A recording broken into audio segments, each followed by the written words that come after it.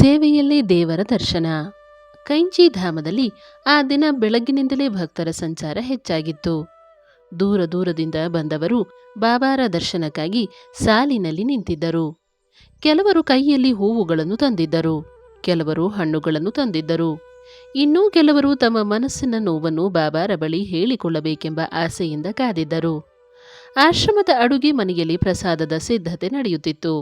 ಸೇವಕರು ತಮ್ಮ ಕೆಲಸದಲ್ಲಿ ನಿರತರಾಗಿದ್ದರು. ಬಾಬಾ ಎಂದಿನಂತೆ ಕಂಬಳಿ ಹೊದ್ದು ಶಾಂತವಾಗಿ ಕುಳಿತಿದ್ದರು. ಅವರ ಕಣ್ಣುಗಳು ಎಲ್ಲರ ಮೇಲೂ ಒಂದೇ ರೀತಿಯ ಪ್ರೀತಿಯನ್ನು ಸುರಿಸುತ್ತಿದ್ದವು. ಅದೇ ಸಮಯದಲ್ಲಿ ಒಬ್ಬ ಯುವಕ ಆಶ್ರಮಕ್ಕೆ ಬಂದನು.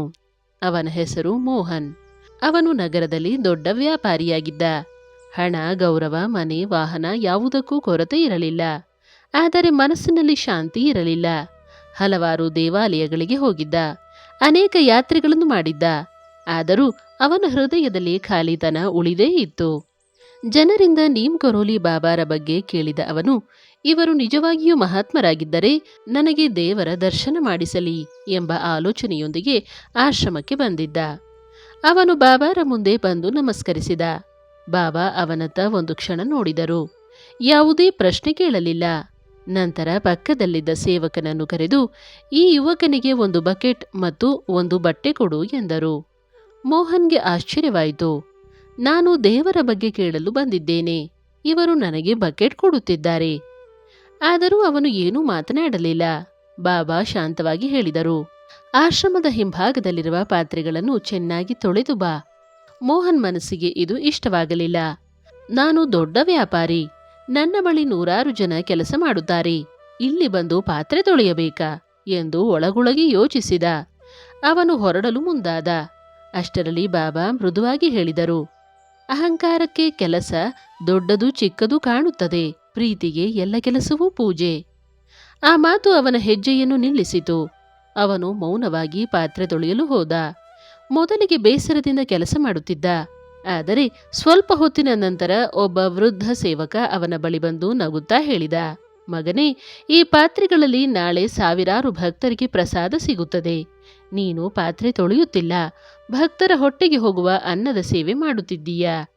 ಆ ಮಾತು ಕೇಳಿ ಮೋಹನ್ ಮನಸ್ಸು ಬದಲಾಗತೊಡಗಿತು. ಅವನು ಸಂಪೂರ್ಣ ಮನಸ್ಸಿನಿಂದ ಕೆಲಸ ಮಾಡತೊಡಗಿದ. ಮಧ್ಯಾಹ್ನದ ವೇಳೆಗೆ ಎಲ್ಲಾ ಪಾತ್ರೆಗಳು ಹೊಳೆಯತೊಡಗಿದವು. ಅವನು ದಣಿದಿದ್ದರೂ ವಿಚಿತ್ರವಾದ ಸಂತೋಷ ಅನುಭವಿಸುತ್ತಿದ್ದ. ಸಂಜೆ ಮತ್ತೆ ಬಾಬಾರ ಬಳಿಗೆ ಬಂದನು. ಬಾಬಾ ನಗುತ್ತಾ ಕೇಳಿದರು, ದೇವರನ್ನು ನೋಡಿದೆಯಾ? ಮೋಹನ್ ಗೊಂದಲದಿಂದ ನೋಡಿದ. ಇಲ್ಲ ಬಾಬಾ. ಬಾಬಾ ಉತ್ತರಿಸಿದರು, ಹಸಿದವನಿಗೆ ಅನ್ನ ಕೊಡುವ ಕೈಯಲ್ಲಿ ದೇವರಿದ್ದಾನೆ, ಆಯಾಸಗೊಂಡವನಿಗೆ ನೀರು ಕೊಡುವ ಹೃದಯದಲ್ಲಿ ದೇವರಿದ್ದಾನೆ, ಕಣ್ಣೀರನ್ನು ಒರೆಸುವ ಕರುಣೆಯಲ್ಲಿ ದೇವರಿದ್ದಾನೆ. ಸೇವೆ ಮಾಡುವಾಗ ಅದನ್ನು ಕಾಣಲು ಕಲಿ.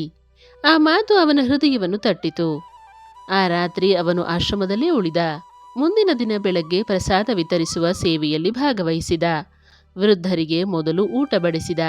ಮಕ್ಕಳಿಗೆ ಪ್ರೀತಿಯಿಂದ ಊಟ ಹಾಕಿದ. ಯಾರೋ ಒಬ್ಬರು ಧನ್ಯವಾದ ಎಂದಾಗ ಅವನ ಮನಸ್ಸಿನಲ್ಲಿ ವಿಚಿತ್ರವಾದ ಆನಂದ ಮೂಡಿತು. ಸಂಜೆ ಬಾಬಾರ ಮುಂದೆ ಬಂದು ಕಣ್ಣೀರು ಹಾಕಿದ.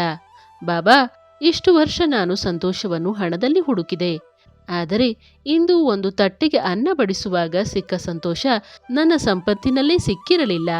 ಬಾಬಾ ನಗುತ್ತಾ ಹೇಳಿದರು, ಹಣವನ್ನು ಸಂಪಾದಿಸುವುದು ತಪ್ಪಲ್ಲ, ಆದರೆ ಅದರಿಂದ ಸೇವೆ ಮಾಡುವುದು ಜೀವನದ ನಿಜವಾದ ಲಾಭ. ನಂತರ ಬಾಬಾ ಆಶ್ರಮದಲ್ಲಿದ್ದ ಎಲ್ಲರತ್ತ ನೋಡುತ್ತಾ ಹೇಳಿದರು, ರಾಮನನ್ನು ದೇವಾಲಯದಲ್ಲಿ ಮಾತ್ರ ಹುಡುಕಬೇಡಿ. ಹಸಿದವನ ನಗುವಿನಲ್ಲಿ, ದುಃಖಿತರ ಕಣ್ಣೀರನ್ನು ಒರೆಸುವ ಕೈಯಲ್ಲಿ, ಸ್ವಾರ್ಥವಿಲ್ಲದೆ ಮಾಡುವ ಸೇವೆಯಲ್ಲಿ ರಾಮನು ಪ್ರತಿದಿನ ಬದುಕಿದ್ದಾನೆ. ಆ ದಿನ ಮೋಹನ್ ಆಶ್ರಮವನ್ನು ಬಿಟ್ಟಾಗ ಅವನ ಬಳಿ ಹೊಸ ಸಂಪತ್ತು ಇತ್ತು. ಅದು ಹಣವಲ್ಲ, ಅದು ಸೇವೆಯ ಸಂತೋಷ. ನಂತರ ಅವನು ತನ್ನ ಊರಿಗೆ ಹಿಂತಿರುಗಿ ಬಡ ಮಕ್ಕಳ ಶಿಕ್ಷಣಕ್ಕೆ ಸಹಾಯ ಮಾಡತೊಡಗಿದ. ಪ್ರತಿ ತಿಂಗಳು ಬಡವರಿಗೆ ಅನ್ನದಾನ ಮಾಡುತ್ತಿದ್ದ.